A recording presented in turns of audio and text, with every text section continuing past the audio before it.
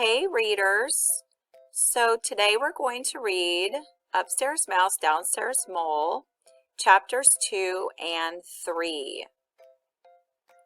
Chapter 2, The Invitations, chapter 3, Kind Good Neighbors.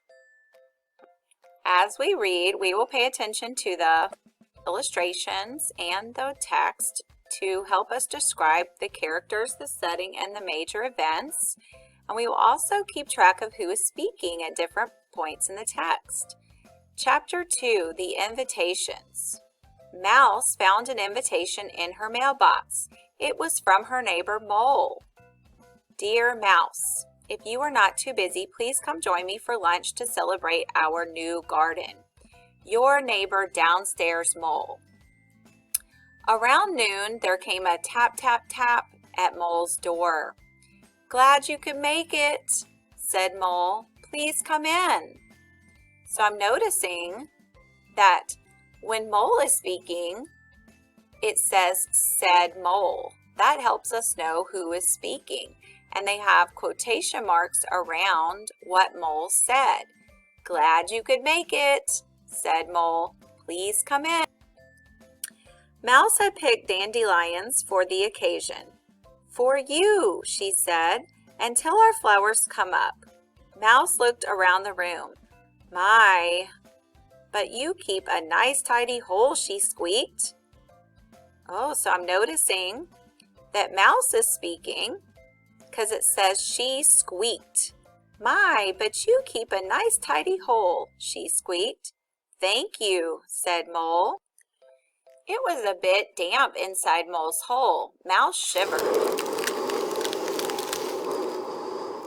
So I'm noticing when there's no quotation marks, it's the narrator speaking because he's also naming the characters' names. It was a bit damp inside Mole's hole. Mouse shivered. Mole also kept his place rather dark, as bright lights hurt his eyes. Mouse bumped into the table as she sat down. Bump! Ooh, I'm noticing she can't see because it's too dark and she's cold. Mole poured a cup of tea for Mouse and one for himself. I wasn't sure how you like your worms, said Mole, so I prepared them 2 ways. The ones on the right are lightly fried. The ones on the left have not been cooked. Dig in. Mouse took one of each to be polite. Oh, that sounds like she doesn't like worms. Mole filled his plate. He was starved.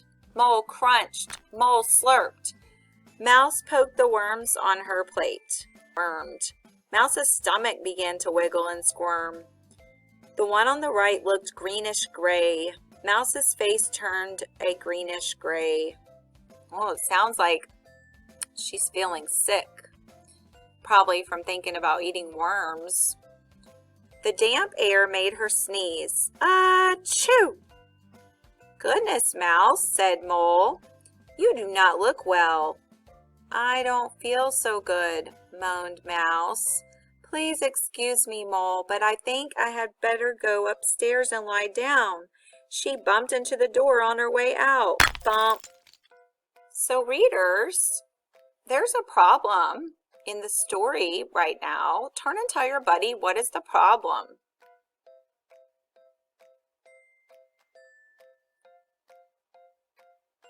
Good job, readers. Did you say Mouse is feeling sick?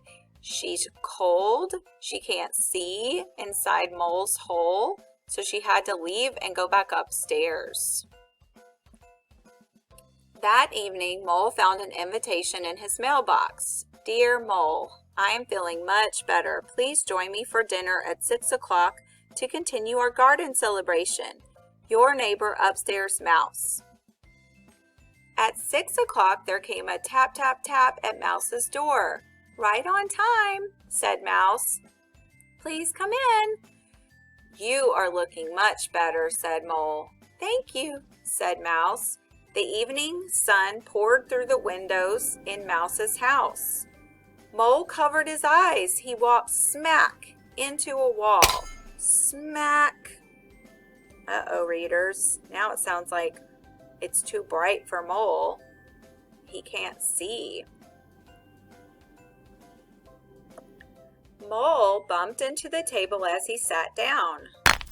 Mouse poured a cup of tea for Mole and one for herself. Turn and tell your buddy who is speaking on this page, the narrator or the characters.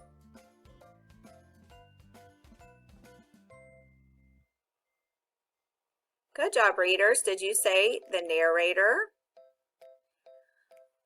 I was not sure which cheese you preferred, said Mouse, so I cut up two kinds.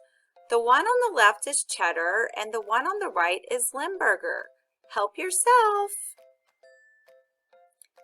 To be polite, Mole took a thin slice of each. Mouse loaded her plate. She was famished. Mole nibbled and gnawed. Uh-oh, readers, it sounds like Mole doesn't like cheese because it says he took a thin slice of each to be polite. Mole's head still ached from walking into the wall. He began to wobble in his seat. Oh no, looks like he might fall. Oh, he did fall. The bright light over the table hurt his eyes. The strong odor of Limburger made his stomach flip-flop. Plop! Mole toppled right off the chair. Mercy, Mole, squeaked Mouse. Are you okay? Mole groaned. I feel a bit dizzy. Please excuse me, Mouse, but I think I had better go downstairs and rest.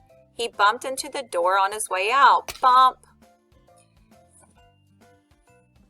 So readers, now I'm noticing Mole has a problem. Turn and tell your buddy what's the problem in the story now.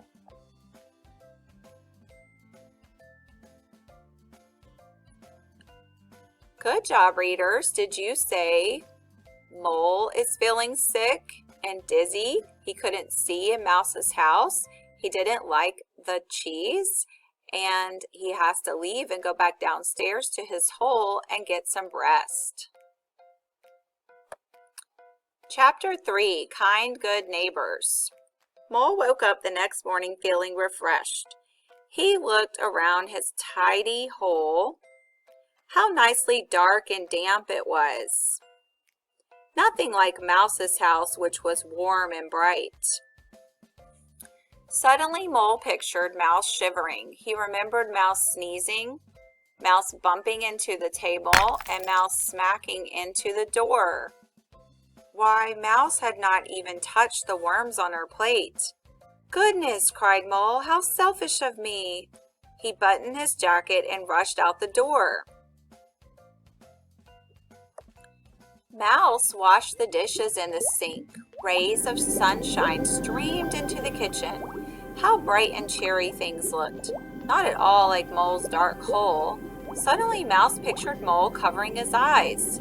She remembered Mole walking into the wall. Mole falling off his chair and Mole bumping into the door.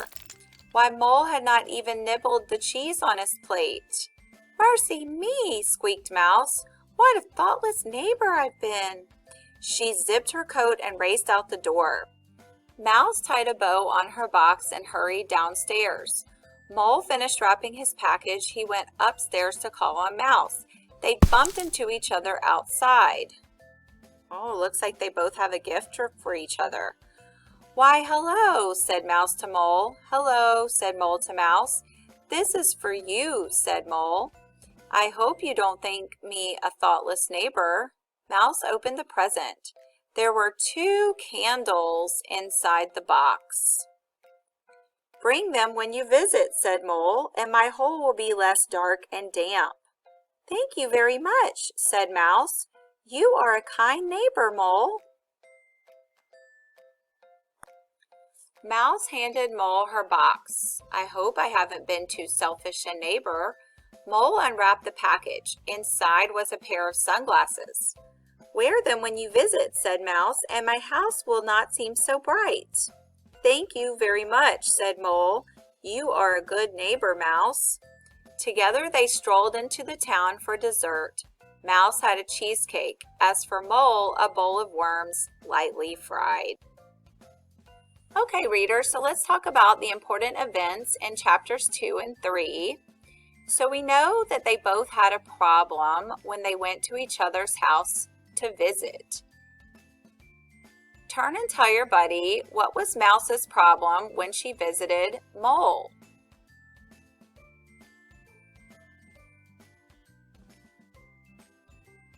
Good job, readers. Did you say she was cold and she couldn't see? Now turn and tell your buddy, what was the solution to that problem? How did that problem get solved? Good job, readers. Did you say Mole gave her 2 candles so she wouldn't be cold and she could see next time she visited his hole? Now turn and tell your buddy what was Mole's problem when he visited Mouse's house.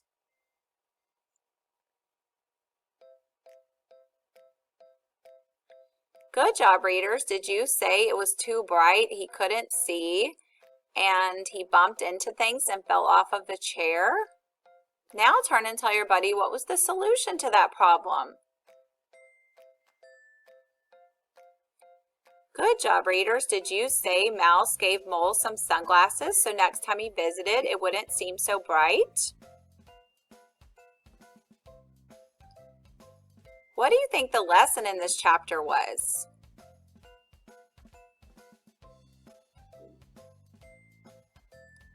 Good job, readers. Did you say to be kind to your neighbor and think about what you could do to help them?